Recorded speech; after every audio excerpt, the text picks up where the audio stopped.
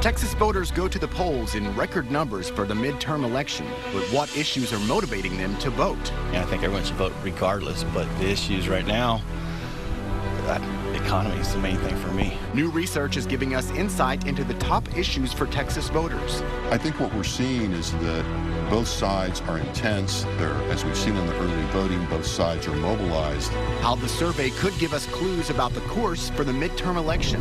When we talk to someone in person, they're 8% more likely to turn out on election day. They want your vote, and they're making a big effort to go out and get it. We'll look at the last-minute push to get folks like you to the polls.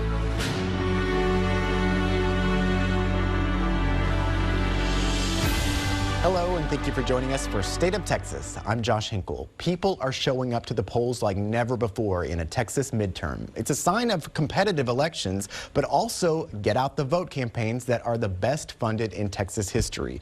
Politics reporter Phil Prazen shows us the door-to-door electoral fight happening right now. That's well off the books. I'm with Governor Abbott's campaign, and we're just out reminding people that early voting's begun. You're looking at the nuts and bolts of politics in 2018. You can vote until November 2nd, and then Election Day is on November 6th. Over the past year, Governor Abbott's campaign collected data on likely voters. That one is a John Carter. Yeah, let's try that. Now, campaign staffers Madison Huerta and Alex Fulton walk the neighborhoods to get them to turn out. When we talk to someone in person, they're 8% more likely to turn out on Election Day. All of these green dots are voters that we want to try and talk to before Election Day. GPS mobile apps in hand, more than 100 paid staffers are out across Texas in battleground areas. These two wanted to make sure Mark Saunders already voted. Really? Yep, he's right there. Nice. Hi, sir. How are you? I think everyone should vote regardless, but the issues right now, that economy is the main thing for me. In this district, in the history of the state. This is partly how Republicans flipped a historically Democratic seat earlier this fall in San Antonio. Abbott's campaign swoops into an area with a large staff and resources to back them up. Here in Round Rock, they leave door flyers not just to promote Abbott, but also to promote Republican state rep candidate Cynthia Flores. So we've definitely worked with a lot of candidates, making sure we're all working together, talking to voters together, sharing information, and using our resources wisely. Because if Abbott gets his supporters elected, they're more likely to help him implement his policies after November. But across town at nearly the same time, Congressman Beto O'Rourke was in the Miller neighborhood getting at the vote on this side. It looked like more than 200 people showed up in one of Beto O'Rourke's Get Out the Vote rallies. His campaign team sold shirts, got information from people, and then worked to take people to vote. These pop-up rallies are part of his strategy during early voting. His campaign says 25,000 volunteers have knocked on more than 1 million doors. We may do 1 million more before this is all said and done on the 6th of November. So that money is going to support people, talking to people, and those people deciding the election of our lifetime. We've seen a historic amount of money on these races, both being raised in the state and then also coming into the state. That's a change from years in the past where Texas sends its money to fund races around the country. Definitely not the case this time in 2018. You heard Phil mention that Governor Abbott's campaign has more than 100 paid staffers working across Texas. That's a lot, but they're dwarfed by the number from the Beto O'Rourke campaign. Our reporting partners at the Texas Tribune analyzed campaign finance reports. They show O'Rourke has more than 800 paid workers helping his campaign get out the vote. For comparison, Republican incumbent Ted Cruz has just 18 workers on his campaign payroll. Senator Cruz is also drawing crowds at campaign stops around the state. He traveled to the Rio Grande Valley earlier this week, then worked his way through stops in West Texas. Cruz told an audience in Laredo that his top priority is bringing more jobs to Texas.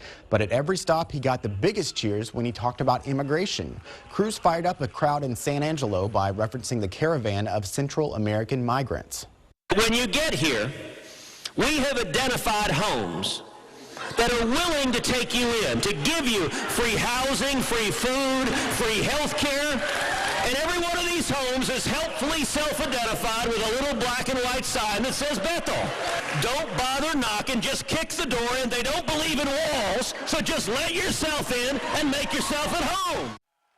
Also this week, Senator Cruz said he agrees with President Trump's call to end the right to citizenship for children born to people living illegally in the United States. Immigration is just one issue that gets Texas voters fired up. Now we're learning more about what's most important to Texas voters. We've heard that health care is an issue, and it is an issue in Texas. It's a little less public than others. New research gives us insight into what's driving Texans to the polls, and it could give us clues to the course of the midterm. It's a statewide race featuring two outspoken Texans. I think another thing that really separates us is I'm a carnivore, and my opponent's a vegetarian, and I just can't imagine the Commissioner of Agriculture being a vegetarian. If you're not seen as a serious leader, no other state is going to work with you, and that's our problem right now in Texas. We caught up with the candidates for Agriculture Commissioner to hear their message to you before Election Day.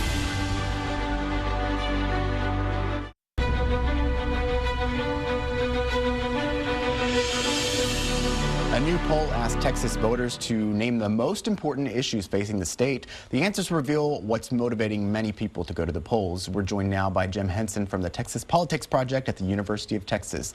Now, your poll found that immigration is a top priority for voters this year. Yeah, that's one of the perennial things that we've seen over the last 8 or so years of polling, and it's still true, but even more so.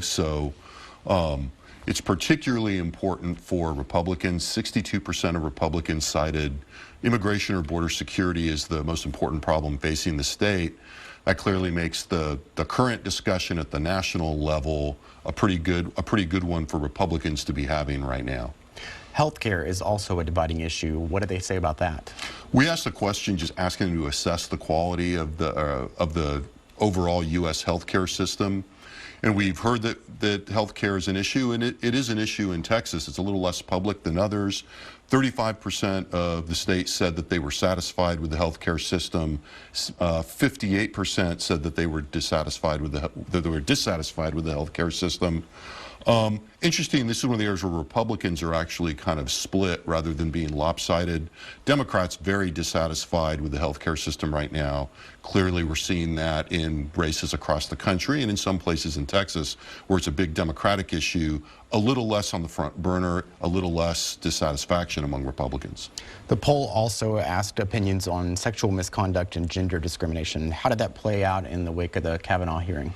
Yeah, that was one of the more interesting areas of the poll. We reran part of a battery on the impact of the discussion of sexual assault and sexual misdeeds that we'd run in last February. And what we saw is that the Kavanaugh hearing seems to have just been interpreted very much through the frame of partisan politics rather than just gender. So Republican women actually became much more negative about the Me Too movement and supported Kavanaugh in large numbers. I think that's going to really play out in the election as we see things unfold. And it's probably going to disappoint people who thought that the Kavanaugh hearings might have shaken loose women from their Republican affiliations. We see no evidence of that. Now, of course, we know there's a divide between Republicans and Democrats when it comes to the president. And did you find that there was any surprises with that divide? Was the degree any different than what you expected? Only that it's getting more so, if you will. President Trump's approval numbers among Texas Republicans have reached a plateau level of 88%. They've been there in October and in June after increasing through the spring. And Democrats, of course, are still significantly negative. That's really setting up what we're seeing as a very partisan election in Texas to the degree that it's nationalized.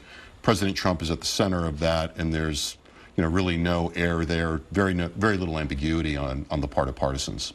Now, political corruption really rise to the top of the issues that were the most important for people when they think about what our country is facing. Does that sentiment really cross party lines? It doesn't, in fact, and we've seen this in the past where the party that is in power, sort of generates suspicion among the partisans among their political opponents. So while you look at the overall numbers and you see political corruption and leadership go up in both the most important problem items in both facing Texas and facing the United States, it's mostly Democrats that are citing this as the problem. Does this all say something about the election? Does any of the party have, any kind of advantage based on what you're seeing out of the poll? Well, I think what we're seeing is that both sides are intense. As we've seen in the early voting, both sides are mobilized. But the poll shows, I think, a lot of parity on both sides. That is, the enthusiasm level and the interest level among Republicans and Democrats is about the same. I think what that means for Texas is that Republicans still go into this with an advantage, but I think we can expect in at least some of these races that advantage to be smaller than we've seen in the past. We'll see how it turns out in a couple of days. We sure will. Thanks, Jim. You're welcome. Food is a national security issue. You lose a capacity to grow and feed your own population, you're beholden to the country that does it. Two candidates locked in a battle over the future of food in Texas. When I first became commissioner, instead of having healthy kids, we had healthy trash cans. And we're working real hard to change that. Two distinct visions for Texas agriculture. We'll hear from the top candidates next. High voter turnout all across Texas, but who does that benefit? A lot of people are trying to glean some sort of conclusion from these numbers before Election Day, and you just can't really say yet. We'll look closer at the storylines likely to take shape Election Day in Texas.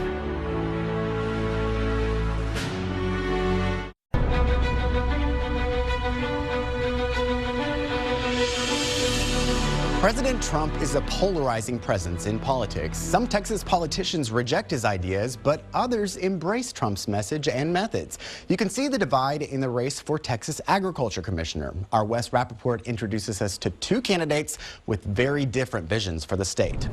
We're finally winning again, and we're going to get our products out there. So it's in the long haul, it's going to be absolutely great. Sid Miller says agriculture is winning in Texas. His attitude likened to President Donald Trump at times, and his social media feed feels Trumpian sometimes too. That's no accident. I was doing what I was doing before the president was elected, but I was proud to be on his campaign team and a spokesman for him, actually considered for his cabinet. We're both not PC correct. We're both kind of cowboys and say what's on our mind, and if it offends somebody, it just offends them. So we're very plain spoken. We get our message out. We both like to use social media as our medium for campaigning. Miller's message is simple. You may not be involved in agriculture, but everyone is affected by agriculture. Without agriculture, we'd all be naked, hungry, and sober all the time, right? So we don't want that. The 8th-generation farmer and rancher is no stranger to the system. He's the incumbent, and before that, a state representative. And he's not afraid to speak his mind when it comes to his opponent. I'm a carnivore, and my opponent's a vegetarian. And I just can't imagine the Commissioner of Agriculture being a vegetarian. Well, I want the current incumbent not to worry what's on my plate. Let's worry about what's on 3 million children's plates, because the Department of Ag feeds 3 million kids every day. We have seniors that go hungry because they got to make a choice between air conditioning, medicine, and food. 1 in every 4 child in this great state goes to bed hungry. So it doesn't matter what sits on your plate. Your job as a Texas Commissioner of Agriculture is to make sure that kids and seniors and families have decent, reasonably cost food on their plates. Full stop, Wes. Kim Olson, retired Air Force colonel, 4th-generation farmer, traveled to all but 12 of the state's 254 counties to meet the people she's preparing to work on behalf of. Why are you doing this, and what would you do if you are elected? What I'll do when I'm elected is I'm going to work with everybody across the aisle, because we all eat, we all wear clothes, and we need each other to be successful, especially in the Department of Agriculture, because it's an agency, Wes. It doesn't legislate. So therefore, I have to be able to work with folks to get things done. I'm applying for a job, and the way I get the job is I get voted in. While Miller says trade talks with other countries are lining Texas up for success, we worked out some differences. Olson is worried that tit-for-tat tariffs with countries that Texas exports are dependent on hurts ag producers here at home. Farmers and ranchers are on a 12-year low for having basically any kind of profit within their respective productions. 12-year low, and we slap them with a trade war right now. Do you just want to bankrupt the farmers and ranchers in this great state? So somebody has to advocate for them. Where they do agree, the school nutrition program is on the path to success. The state is investing $10 million in locally produced goods into school cafeterias, and both candidates know the race to the finish involves everyone. Down the valley to the citrus growers, in South Texas to the cattle ranches, out El Paso, visit some of the pecan grows out there, Panhandle, cattle operations, West Texas to the cotton, East Texas timber. We're all over the state all the time. It's kind of like you're in the final sprint of your 26-mile marathon and you're starting to kick. For State of Texas, I'm Wes Rappaport. A battle in Washington has funding for Texas farmers in limbo. The Farm Bill is stuck in Congress. The issue is where to spend the last few millions of dollars in subsidies. And as Anna Wernicke shows us, one battle pits cotton versus urban farmers. Surrounded by a sea of cement is this small space of green. I plant okra, tomatoes, squash. Asia Brown lives in a high-rise apartment. She grows vegetables on this bit of land here in Noyes Park, a community garden with more than 70 plots open to the public. Urban farming really allows us to bring food production systems and place them very close to folks who are most in need. Democratic leaders on the conference committee for the new farm bill represent some of America's biggest cities. They say the bill needs to support 21st century realities like renewable energy and urban farming. I think we're getting off the mark and off focus from the core mission of a farm bill. But Republicans on the committee, like Texas Congressman Jody Arrington, say federal support should focus on production agriculture, like the cotton farms of West Texas. He says renewable energy and city gardens simply don't belong in the farm bill. Has nothing to do with the food supply. The 2014 Farm Bill expired on October 1st. The biggest thing that a Farm Bill passage would create right now is certainty. Rob LaRue with the National Farmers Union says as lawmakers argue, farmers are stuck in limbo. Congress returns to work on November 13th after an election recess, and there is no sign that an agreement on a new farm bill will come anytime soon. For State of Texas in Washington, I'm Anna Warnicki. The Joint House-Senate Conference Committee that's negotiating differences over the bill has continued to hold discussions despite the election recess. If the committee fails to resolve the issues, Congress can take up the legislation next year, and if that happens, the House may be under Democratic control. President Trump pushes new plans to curb illegal immigration. These are not little angels. These are tough people, and we're not letting them into our country. They're not coming in illegally. But will his actions have an impact at the polls? What you can say is it's not a typical midterm, and the electorate is not typical. Up next, we'll take a deeper look at the storylines developing for Election Day. You're watching State of Texas.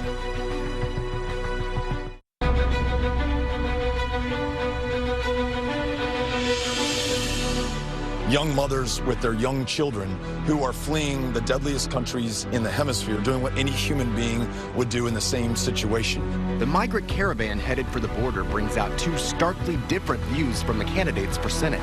I have a very simple message, which is turn around and head back to where you came from. Now the question is, which view resonates more with Texas voters?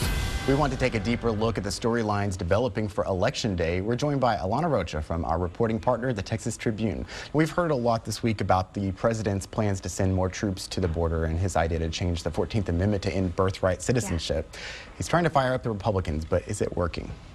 I think so. You know, we won't know really until Election Day when we see who voted, you know, party affiliations or their history in voting in primaries. But yeah, I think given what we're seeing with turnout overall, I think that, you know, both sides are motivated. And we just had a University of Texas Tribune poll that showed, again, border security and immigration are top issues for Texans. Yeah, voter turnout has been strong in Texas so far, more voters than any other non-presidential year ever. And, you know, is this evidence that one party is, you know, having an advantage over another? We don't know yet. A lot of people are trying to glean some sort of conclusion from these numbers before Election Day, and you just can't really say yet. I mean, what you can say is it's not a typical midterm, and the electorate is not typical, you know, and a lot of O'Rourke supporters, for instance, the Democratic nominee for Senate says, you know, the polls aren't true or aren't reflective of what's going to happen in this race because he's turning out so many first-time voters. They're not on the pollsters' radar. Yeah, that race itself is really a big part of the turnout. Oh, huge, huge. And, you know, both are taking credit or think rather that the high voter turnout for this early period bodes well for their respective campaigns. You know, they both were on the trail just in recent days talking about that. They have different operations, of course.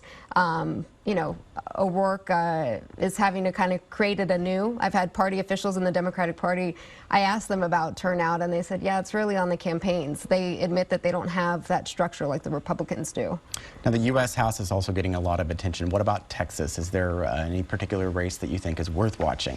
Oh, yeah, we have a story up now on TexasTribune.org about the district down in the Houston area between John Culberson and Lizzie Fletcher. That's really going to be a bellwether. Of according to our DC bureau chief, Abby Livingston. She's really watching that one to see. Also, of course, Pete Sessions and Colin Allred up in the Dallas area. And to a lesser extent, it's the only true swing district in Texas, but CD23 in the San Antonio area that stretches west between Gina Ortiz-Jones and Will Hurd. What about any other races that you're looking at in Texas? You know, we sat down with a number of the candidates for Split Decision, our virtual debate series, and one that sticks out, we just interviewed her a couple days ago, but is the Democratic nominee for Ag Commissioner. Sid Miller still enjoys popularity, but he did have a few missteps in his first term and raised fees on agriculture that didn't sit well with a lot of people. So I'm interested to see how that one plays out. Yeah, it's a very interesting one. Yes, yeah. All right, well, make sure you join us online on election night for a live special edition of State of Texas. Alana and I will be coming to you from the newsroom of the Texas Tribune. We'll bring you live coverage and analysis from the Tribune's reporters and editors. You can see it on your station's website starting at 7 o'clock Tuesday night and at texastribune.org. Thanks, Alana. Thank you. Thank you again for joining us for State of Texas. I'm Josh Hinkle. We'll be back next week to bring you an in-depth look at Texas politics.